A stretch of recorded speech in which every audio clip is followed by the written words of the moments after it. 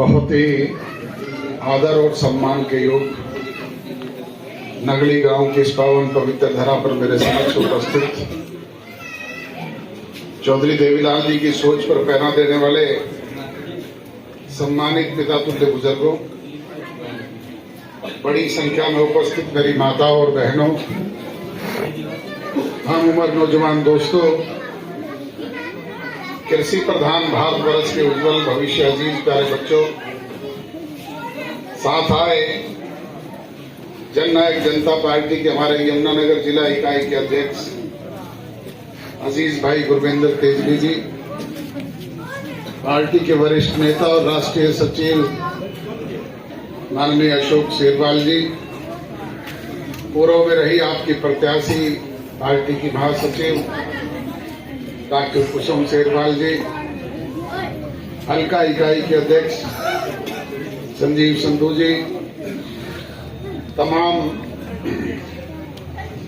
समर्पित वरिष्ठ सक्रिय कर्मठ और निष्ठावान साथियों, आज बहुत लंबे अंतराल के बाद आपके दर्शन करने का मौका मिला है, आपसे रूबरू मिलने का अवसर प्रदान हुआ है।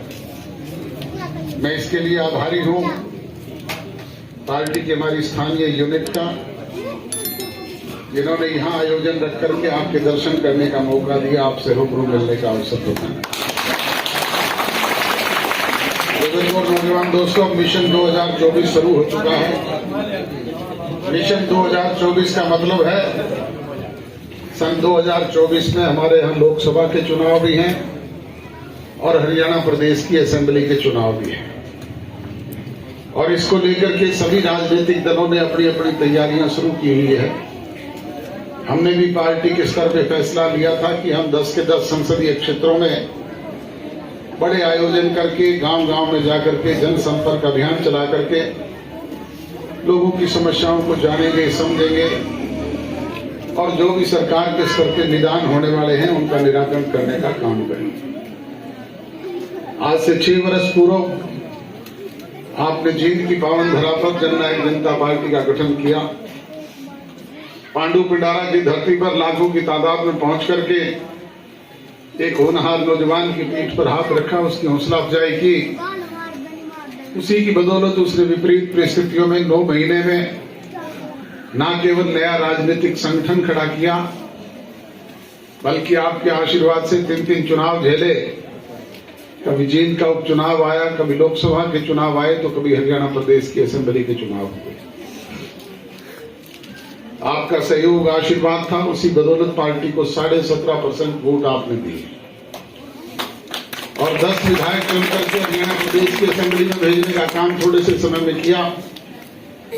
उन्हीं 10 विधायकों की बदौलत राजभाग में आपकी हिस्सेदारी हुई। जैसे ही राजभाग में हिस्सेदारी हुई, हमारे कार्यकर्ताओं के चेहरे पे लाली आई, उन्हें एक उम्मीद जगी कि 15 वर्ष का वनवास खत्म हुआ है, बच्चों को रोजगार मिलेगा, विकास के काम होंगे, छोटी मोटी समस्याओं से हमें मुक्ति मिलेगी।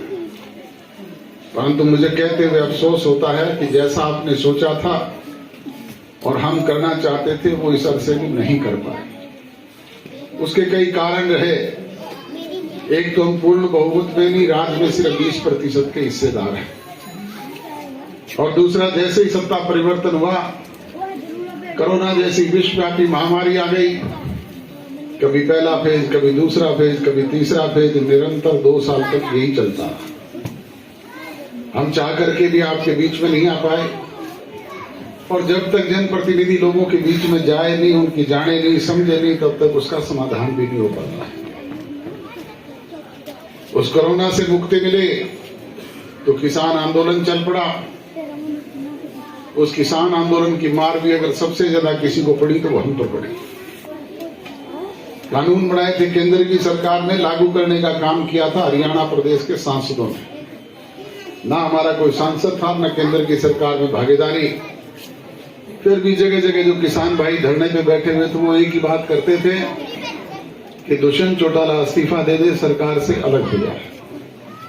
मैंने अनेक बार सार्वजनिक मंचों से भी कहा, मीडिया के समक्ष भी कहा कि भाई इस्तीफा अगर किसी बात का समाधान है तो एक दुष्यंत चौटाला कर नहीं, 10 के 10 विधायकों के मुझसे ले जाओ और अपना समाधान करवा दो।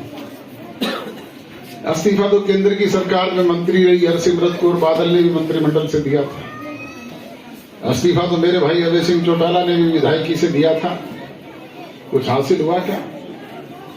हासिल होता है राज से, ताकत से, सत्ता से, और समाधान निकलते हैं बातचीत के जरिए। आज अगर आपकी दी हुई ताकत है, हम सत्ता में हैं, तो आप जो भी कोई छोटी मोटी समस्याएं हमारे समक्ष लेकर के आते हैं, हम प्रदेश के सरकारी तंत्र के जरिए उसका समाधान करवाने का काम करते हैं। आज आपने गांव की तरफ से जो मांग पत्र मेरे समक्ष प्रस्तुत किया है, मैं ठोक करके आपके बीच में दावे से कह सकता हूं कि इन समस्याओं से आपको मुक्ति दिलवाने का काम है। और अगर आज और ताकत में ना हो तो फिर मेरे जैसे लोग कितने रोज भाषण झाड़ते हैं, फिर कोई पूछने वाला है क्या? बुजुर्गों, नौजवान दोस्तों, जो कोई कोर कसर कमी कोताही पिछले समय में रही है, चाहे वो कोरोना की वजह से रही, चाहे किसान आंदोलन की वजह से, चाहे कोई हमारी कमी की वजह से रही, शेष बचे हुए समय में ना केवल उसकी भरपाई करेंगे बल्कि आपको सवाया करके देने का काम करेंगे। और जो कोई कोर कसर कमी कोताही संगठन की दृष्टि से है, उसकी भरपाई करने का काम आप लोगों ने करना है। वो काम ना अकेला अजय सिंह चौटाला कर सकता, ना ये मंच पर बैठे लोग कर सकते, वो आप और हम मिलकर के कर सकते हैं।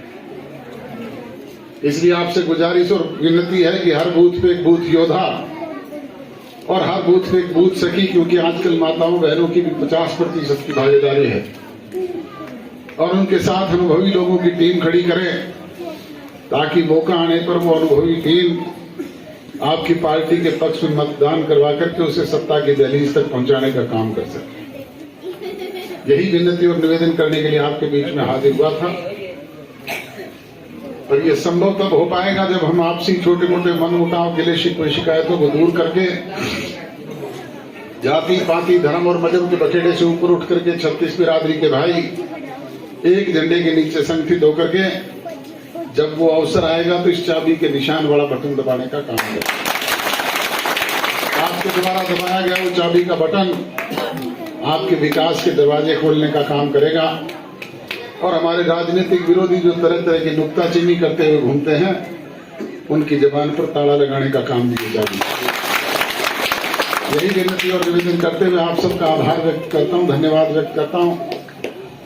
काम के कीमती समय में से समय निकाल करके आप लोग एकत्रित हुए, मुझ जैसे छोटे से कार्यकर्ता की बात सुनी, गांव में पहुंचने पर गर्मजोशी से आपने जो स्वागत किया, जो प्यार भरे फूल आपने भेंट किए, जो सम्मान सूचक पगड़ी मेरे सर पे गांव की तरफ से रखी, उसके लिए आपको यही यकीन, विश्वास और भरोसा दिलाता हूं कि मेरी रगों में भी चौधरी देवीलाल जी का खून है। मुझे गर्व है इस बात पे। जब तक ये खून गर्म होकर के मेरी रगों में जोड़ेगा, नगली गांव की दी हुई सम्मानित पगड़ी में कोई आंच और दाग नहीं लगने दूंगा। इसे आप सबका बहुत बहुत धन्यवाद। जय हिंद।